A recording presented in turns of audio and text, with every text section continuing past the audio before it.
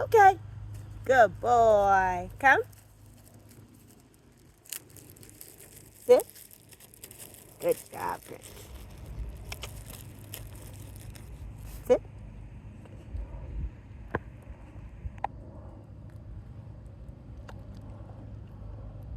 Stay.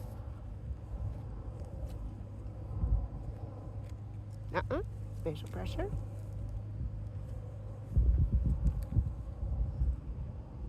Spatial pressure because he's clearly getting up to move. Okay. Good job. Good boy. Sit. He doesn't like this leash dragging behind him. Frank, come. Good boy. Sit. Sit. There you go. Okay. Good boy. Come. I just had some packages delivered. You can go smell them. Go ahead. Go check the packages. Yeah. See, we did good. We stayed on place while the delivery guy came. Just kept him calm. I let him watch the whole time. Good boy. He's my good boy.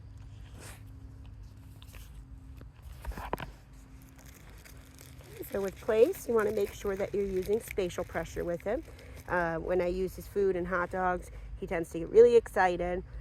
This is going to be the type of homework that you're going to work on, doing exactly these kinds of things, where you're going to work on placing with him, where you repetitively tell him place and then okay, good boy, and release him. Now in the beginning, while you guys are building up a relationship, you're just going to say place, okay. This is while you're building that working relationship. Frank, place. Yes, good boy. Oop. Place. Fell out of my shoe. Good boy. If he breaks, your goal is to get him before all four paws leave the object.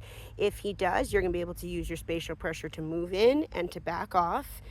Pressure turns on, just like his slip lead. Pressure turns on when you need him to do some back up or calm down. Pressure turns off when he's done that. So I'll show you. So like doing things like dropping treats or food on the ground is a great way to practice this. Start out by going slow. Notice as soon as I bend down, watch, he's going to try and break as soon as I bend down.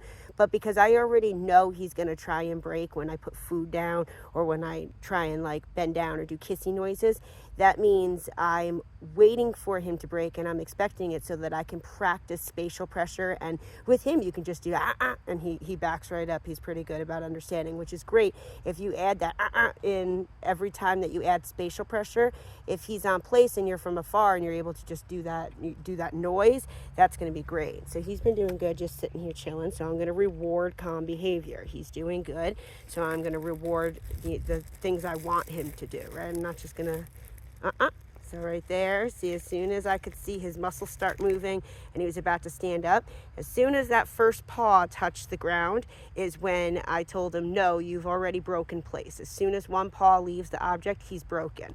So if all four paws are off the object, you're better off getting back over to place and replacing him. If you catch him when 1, 2, maybe 3 paws are off of the object, you're going to be able to use spatial pressure to back him up. When you're at that point, that's really good. Your timing is getting really good. So just remember, these are going to be homework lessons where you're going to practice this with him on a daily basis, so that you can start to get better with your handling skills and your timing, and you guys will build up that really healthy working relationship where he's going to turn to you because he trusts you, because you're giving him everything he needs, where you're telling him, look, I need you to do this, I need you to do this. And with a dog that has issues, just any type of issues really, having a follower is a great thing for them. Dogs are they love repetition, they love consistency and having a routine. So if they have a follower or they have a handler that they can follow on a daily basis, that's going to make them feel a lot more secure in their everyday routine. Okay, so when we're placing things on the ground. So like even my cat's right here, right? So I'm pretty sure he sees the cat. He loves the cat. He's really good with him. But I'm already going to pick up on the fact that he might want to go run over there and see him, because it's the first time he's walked up to us since we've been working here. So it's going to just out of nowhere, it's going to be like, ooh. But if I'm standing on the leash, he's going to get a correction as soon as he breaks. Okay, so he just noticed Freddie. Oh, good boy. So, like I said, he's cool with Fred. They see each other multiple times a day now, and he's totally fine with him. He's really sweet with him. He's doing a lot better with all the other dogs too. He's not. Winnie was the one. He was very like, almost like stalked her, where he would like just didn't love her. He never did anything like harmful to her. Not even really giving overly strong corrections with her, but just you could see just his physical and his mental being when she was around. He was like very tense when she was around. She went home about a week ago, and he has done fantastic since she hasn't been here. He's been all play, all happy with everybody. I don't know if I uploaded that other video or not for you, but if I didn't, I will send that to you. Or I talk about daycare. If I didn't, I'll send it to you. But I would be very cautious with daycare, only because you want to make sure that that he stays in this building up a positive environment towards other dogs, where he's not nervous around them, and we're really building up trust. If we go and throw him into some like big daycare setting where there's a lot going on, I can guarantee you it's going to be too overwhelming for him. And his instinct is fight, not flight. So not that he has fought at all when he's been here. And like I said in the video too, I even felt like I didn't really even need to muzzle condition him. He wasn't even giving me signs that like he was going to snap at any dogs or anything like that. In the beginning, I was nervous about him, and that's why I wanted to muzzle condition him, just because for the safety of the other dogs, with him being like clinging on to things, we want to make sure that the other dogs are safe as well, and that Frank is safe, and that I am safe, because I can't do anything if he's going to try and bite me, which of course I haven't had any issues with that, as you can see. He's been nothing but fine with me.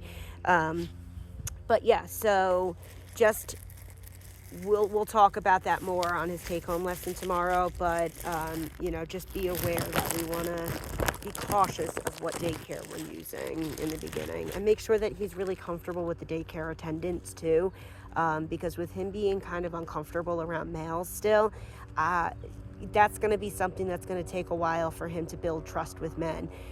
We don't know what happened to him in the past, but I could almost tell you, just from noticing his behaviors around things, I can almost tell you a male probably hit him with like a broomstick or a mop or some kind of like a pole in his crate. I don't know why. I'm not a psychic. I don't know this for sure. But just learning Frank and knowing who he is, those are triggers for him. So just be cautious of that. He's done really good. He's been getting better with the vacuum. With the vacuum, he used to freak out if he was in his crate, and I would go back and forth. He would freak out at that vacuum. So I started taking the handle part, which is, the little vacuum handle, and just going really slow in front of his crate like this. While it's on, of course, and vacuuming like that in front of his crate, going really slow and showing him that it's not. As soon as I start building up speed and I go like this, he'll start getting panicky again. But if you do it nice and slow, he is a lot better with it. He's actually like trying to lick it, not like attack it. When he attacks like the door, like the crate door. Okay, so I got totally off topic. That's just me with dogs, sorry. But dropping treats on the ground when you're working on place. Same thing like I said with Fred. You can have your foot ready. Put the treats a little further out so that if he does break, he's still not going to get to them, because you're going to be able to step down on this and you're going to work on your spatial pressure. But you're going to go slow. Wait. So right there, right? I only got halfway to the ground and he started popping up immediately. If his butt leaves the ground, that means he's going to break, right? So wait. Dropped. Still going up slow. Okay. Good job, Frankie. Right, and then I let him go and eat them. Good boy, Ham. Please? Yes, my boy. Oh.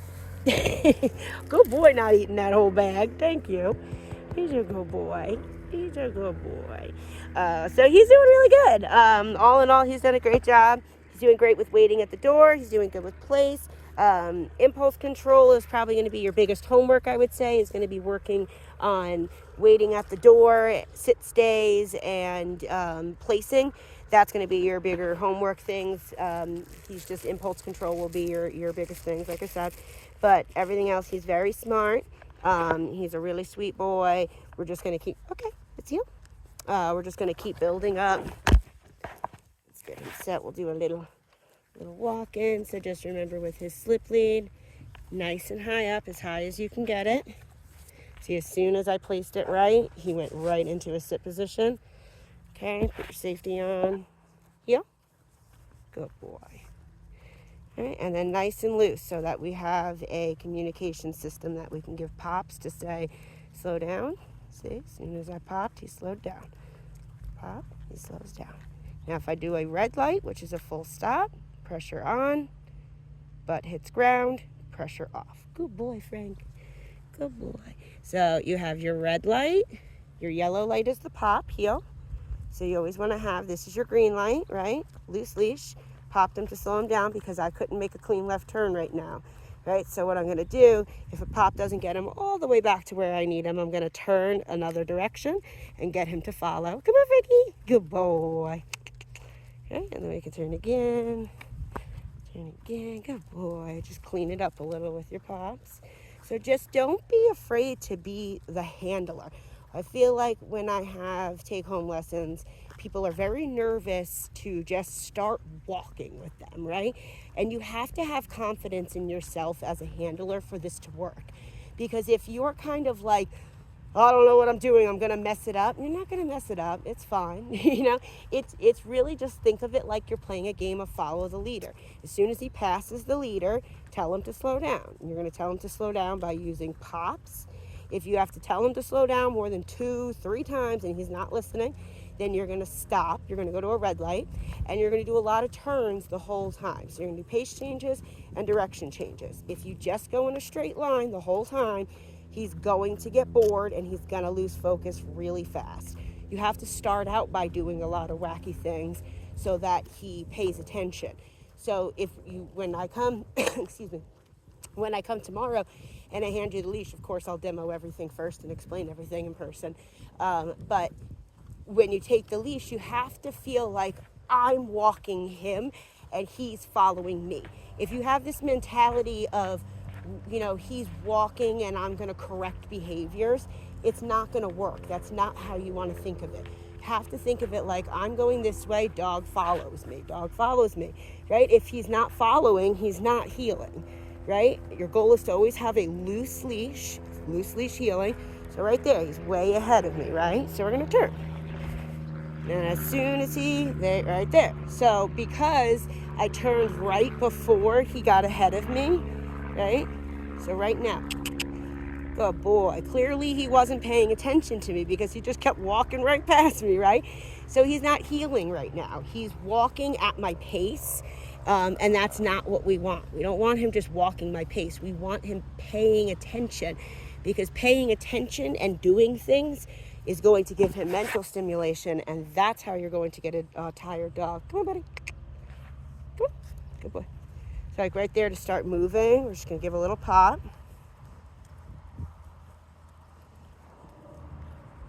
Good boy. And that's a nice heel right there.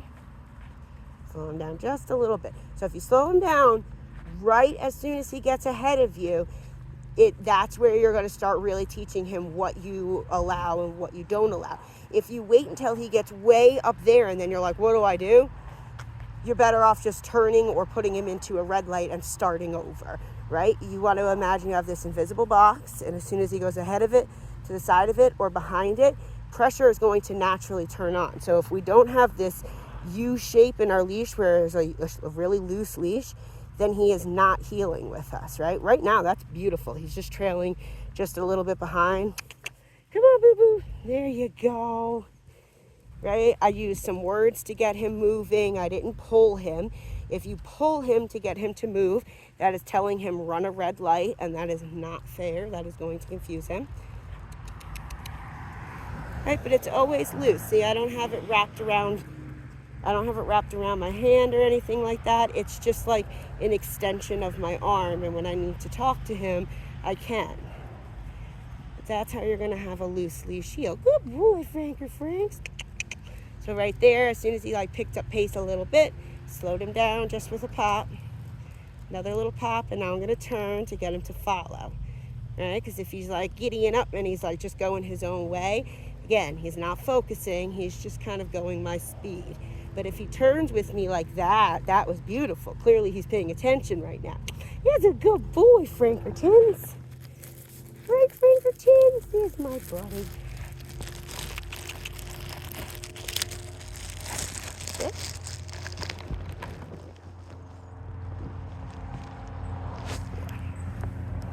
All the way. Good boy. Good boy, good behaviors. I'm going to fix his leash. Remember, as high up as you can get it, centered with his nose, heel. And then you just say heel and start moving. If you say heel and wait for him to start moving, then you're not healing. You want him following you. So to demonstrate that, if I were to go heel, heel, heel, right? If I'm waiting for him to move, he did perfect. If I waited for him to start moving, then I'm following him. Instead, you're going to say heel and start moving, and he should follow with you. And then as soon as he starts giddying up a little too fast, you're going to slow him down and show him this is our pace. Right? So, no, I'm over here, right? So he's clearly looking over there. Now, with a dog that has, I'm blanking on my words that I want to say. With a dog that has some, like, trust issues, it's okay to let him look around and kind of take in the world. If he's in a calm state of mind, I'm happy with that. As long as he's not all, like, freaked out about things, that's all right. It's okay to let him take things in and be calm. You can also put him in a sit position. So if you have, so like my neighbor's mowing the lawn, right? I'm just going to let him, even though he's not perfectly healing with me, it's a good pace. He's great. He's not pulling or anything. But I'm going to let him take in the fact that, you know, my neighbor's okay. Things are cool. We can just kind of not be worried about men. Right, buddy? Or people in general. It's not just men. Some other neighbors came out the other day when their kids were coming out, and he was, again, it's always nervous. He just gets very tense and like very unsure of things. He's just like not quite sure what to take in. And then again, this always leads me back to the fact that he more than likely has PTSD from his past. And we're just going to have to build up positive situations for him for the rest of his life. And he will continuously get better and better as we keep up with what we've taught him now. If we continue to keep doing this, he's going to keep improving a little bit more each day. He'll get a little bit better. And don't be, if you have setbacks, it's okay. You have to remember he's an animal. This will happen. Place. Good boy, Frankertons. We just have to remember he's an animal. This will happen sometimes. It's a good learning point for you as a handler to kind of just take in, what did I miss there? What could I kind of improve on next time? So, but all in all, I'm really proud of Frank. He's really such a different boy than when he started. He was so nervous and scared the first week or so. And he's really turned a corner. He's such a sweet man now. So yeah, like I said, any questions before our lesson, just let me know. Otherwise, we will see you tomorrow. Right? See you in beef tomorrow, Mama. Have a good one.